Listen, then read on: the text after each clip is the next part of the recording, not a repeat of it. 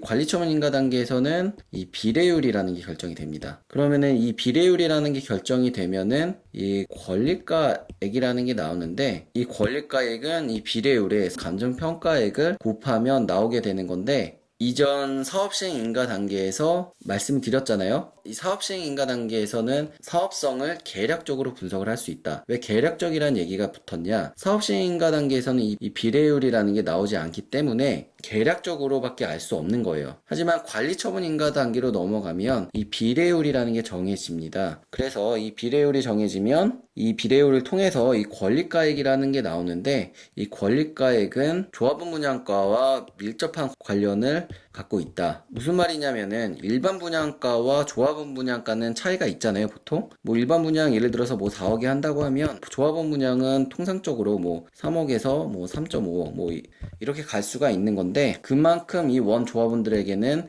아파트 분양가 자체가 낮게 책정이 됩니다. 그러면은 여기서 이 권리가액이란 무엇이냐? 조합원이 보유하고 있는 이 부동산의 자산 가치다 라고 이해를 하면 돼요. 다시 말하면 어떤 분은 뭐 17평짜리 아파트를 갖고 계신 분이 있고, 어떤 분은 뭐 30평짜리 아파트를 갖고 계신 분이 있을 수도 있잖아요. 그러면은 이 아파트의 현재 매가가 예를 들어서 17평짜리는 뭐 5억에 거래가 되고 있고 30평짜리는 8억에 거래가 된다고 했을 때, 이 가격 그대로를 권리가액으로 인정을 해주는 게 아니에요. 사업시행인가 단계에서 감정평가사들이 감정평가를 내리는 거죠. 여기는 지금 5억에 거래를 하는데 대지지분하고 건물 노후 상태를 판단을 해서 이 아파트의 감정평가액은 뭐 예를 들어서 뭐 한 2억 정도다 라고 평가를 내릴 수가 있는 거고, 뭐 8억짜리는 뭐 예를 들어서 감정평가액은 뭐 5억이다 라고 정리를 할 수가 있는 거예요. 그러면은 조합원 분양가가 뭐 예를 들어서 뭐 3억이다 라고 가정을 했을 때 17평 갖고 계신 분은 뭐 2억이잖아요. 1억이 부족하죠. 그래서 여기 추가 분담금을 더 낼 수가 있다. 그래서 여기에서 이제 비례율이라는 개념이 관리처분 인가 단계에서 또 붙는 건데, 이 2억에 예를 들어서 비례율이 뭐 110%다 하면은 곱하기 뭐 110%를 해주면 되는 거예요. 그러면은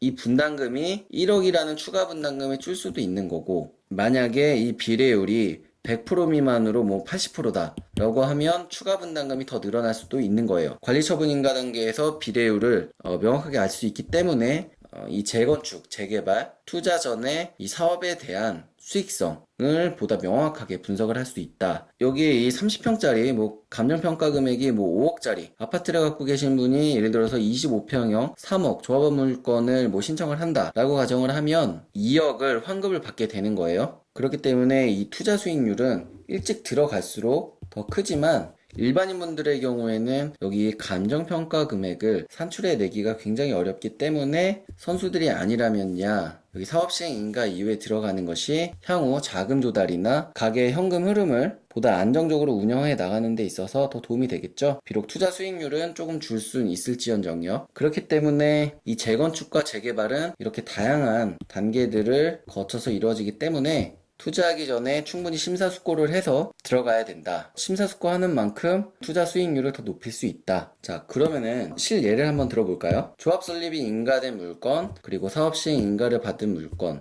그리고 관리처분 인가를 받은 물건, 각각 3개를 이 내부 부동산에 올라와 있는 물건을 기준으로 해서 각 단계별로 어떤 차이가 있는지를 한번 알아보겠습니다. 그럼 먼저 조합 설립 인가가 된 재개발 물건 한번 볼 텐데요. 광명 뉴타운 9구역입니다. 일단 추진 현황이 조합 설립 인가 단계다라는 것을 알 수가 있고, 매물 설명 부분을 보면 뭐 지분이 9.29평이다. 그리고 전용은 15고 전세 9천, 공동주택 가격은 1억 3천이고 매가는 3억이다. 그러면 여기에서 실제 내가 들어가는 현금은 매가에서 전세가 뺀 2억 1천 정도겠죠. 근데 문제는 여기 조합 설립 인가 단계에서는 감정평가 금액이 명확하게 나오지 않기 때문에 내가 이 물건을 2억 1천만 원을 주고 산다고 해도 나중에 추후 뭐 25평을 받던 뭐 34평형을 받던 추가 분담금을 얼마나 내야 되는지, 그리고 얼마나 받아야 되는지 유추해내는 게 사실 쉬운 일은 아니에요. 그렇기 때문에 그런 부분을 감안을 하고 들어가는 거예요. 내가 아무리 계산기를 잘 두들긴다고 해도 감정평가사가 와서 가격을 높게 주면 완전 땡큐겠지만, 이 감정평가 금액을 낮게 때리면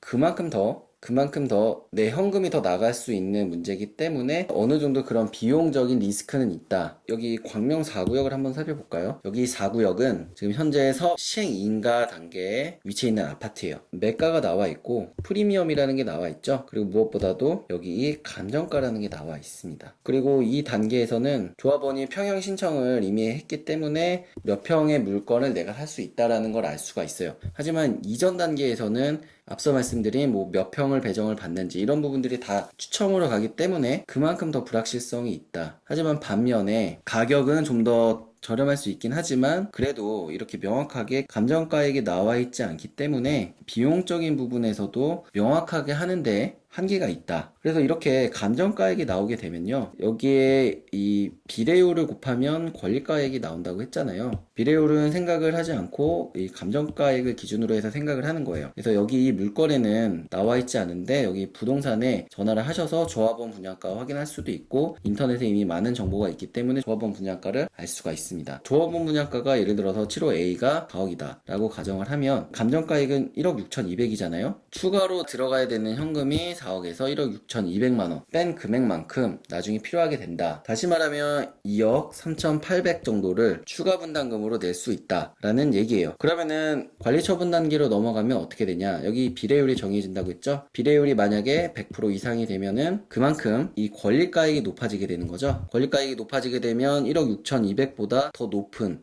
그런 자산 가치로 평가를 받게 되는 건데, 비례율이 높아져서 뭐 예를 들어서 1억 8천이 됐다. 그러면은 또 그만큼 내가 내야 되는 추가 분담금이 줄어들 수가 있는 거예요. 그래서 지금 이 물건의 경우에는 지금 당장 들어가는 돈이 3억 6,200인데 세입자 보증금 6천에 살고 있기 때문에 이 3억 200만 원이 필요한 물건이다. 그래서 이거는 사업 시행 인가 단계에 나와 있는 물건입니다. 조합 설립 인가 단계 물건에 비해서 어느 정도 이 비용적인 부분에 있어서는 좀 더 명확하다. 그렇기 때문에 일반인 분들이 여기 물건에 접근하는 것이 보다 수월하다 정도로 정리를 할 수가 있고, 관리처분 단계 물건을 한번 볼까요? 광명 물건을 갖고 오고 싶었는데 관리처분을 받은 이 재개발 물건들이 이런 식으로 상세하게 나와 있지가 않아서 다른 지역의 물건을 갖고 왔어요. 매매가 1억 5천이다. 권리가액이 나오죠? 굉장히 심플합니다. 아까 말씀드렸죠. 감정평가 금액하고는 조금 다른 개념이에요. 감정평가 금액에 이 비례율이라는 걸 곱하면 권리가액이 나오는 거예요. 그래서 이런 감정평가액이 얼만지, 비례율은 얼만지 뭐 그런 거는 나와 있진 않은데 어쨌든 이 물건의 경우에는 권리가액이 1억 1,400만 원이다.